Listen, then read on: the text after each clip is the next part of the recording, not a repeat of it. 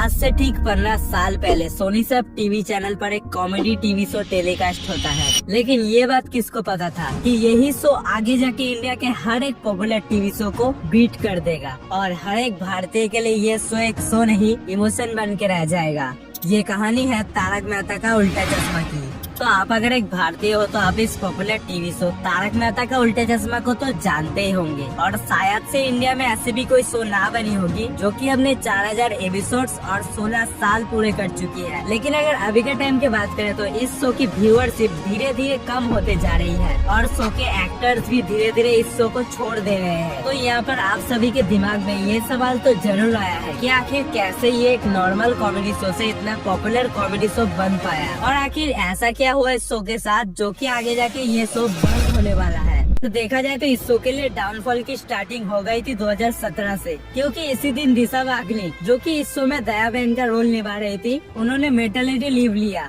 हालांकि एक दो बार उनको शो में शॉर्ट टाइम के लिए दिखाया गया, लेकिन उनको आगे की तरह परमानेंटली मेन रोल पर कभी नहीं दिखाया गया, और उसके बाद से ही एक एक करके सभी ने इस शो को अलविदा बोल दिया। पहले गुरुचरण सिंह सोडी, नेहा मेहता, खुश शाह और साइस लोधा ने भी इस शो को अलविदा बोल दिया। लेकिन यहाँ पर सवाल तो ये उठता है कि इन एक्टर्स ने इस शो को क्यों छोड़ दिया। देखो, इन एक्टर्स ने इस शो को छोड़ने का एक कॉमन रीजन ये है कि वहाँ का टॉक्सिक एनवायरनमेंट, और तारक मेहता जो कि इस शो के लीड एक्टर है, उनका भी ये शो छोड़ देने का कारण बताया गया है कि उनको ज्यादा काम करा लिया जाता था और काम के मुकाबले बहुत ही कम पेमेंट दिया जाता था। लेकिन पेमेंट कम देना और टॉक्सिक वर्क एनवायरनमेंट तक तो मामला ठीक था, लेकिन हद तो तब पार हो गई जब जेनिफर मेस्टेरिया ने शो के मेकर्स के अगेंस्ट सेक्सुअल हैरेसमेंट का आरोप लगाया।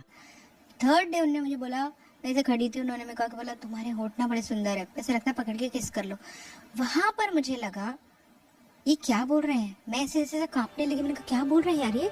मैंने कहा और उन्होंने ये भी कहा था कि शो के मेकर्स उनके साथ कैसे कैसे गलत व्यवहार करते थे, और उनकी इस आरोप को मनिका भदौरिया जो कि इस शो में बावड़ी का किरदार निभा रहे थे, उन्होंने भी इस मामले को सपोर्ट किया। और एक बार ये भी सुना गया था कि शो के मेकर्स ने पलक सिद्धवानी की इंस्टाग्राम आईडी को भी डीएक्टिवेट कर देने की धमकी दे चुके हैं। और इस शो के साथ इन जैसे बहुत सारे कंट्रोवर्सीज जुड़े हुए हैं, अगर वो बोलने बैठ गए तो ये वीडियो बहुत लंबी हो जाएगी। हालांकि इस शो में जो एक्टर्स इस शो को छोड़ चुके हैं उनके रिप्लेसमेंट में बहुत सारे एक्टर्स को भी लाया गया है, लेकिन अभी के एक्टर्स कॉमेडी कम और ज्ञान देते हुए ज्यादा दिख रहे हैं। हमें तो ये समझ में नहीं आ रहा कि इस शो के मेकर्स ने पास्ट में कितने सारे इंटरेस्टिंग स्टोरीज क्रिएट किए हैं, तो वहीं अभी के टाइम के शो के स्टोरीज की क्वालिटी बहुत कम हो चुकी है, क्योंकि जहाँ पर मेकर्स का ध्यान नए नए स्टोरीज को क्रिएट करने में होना चाहिए, तो वहीं मेकर्स पुराने स्टोरीज को रीमेक करने में अपना टाइम बर्बाद कर रहे हैं। ऐसे में मेकर्स अगर इस शो को ज्यादा दिन तक चलाना चाहते हैं तो उनको नए नए जोक्स और नए नए स्टोरीज क्रिएट करने पड़ेंगे, और ऑडियंस से उनका फीडबैक लेना पड़ेगा कि वो क्या देखना चाहते हैं और वो फ्यूचर में क्या देखना चाहेंगे। अगर वो ये ऑप्शन नहीं मानते तो मेरी मानो तो एक लास्ट ऑप्शन ये है कि उनको इस शो को बंद कर देना चाहिए, क्योंकि इतने साल से इस शो के लिए हमारे दिल में जो इमोशन और प्यार बना हुआ है वो शायद से कहीं न कहीं कम होती जा रही है।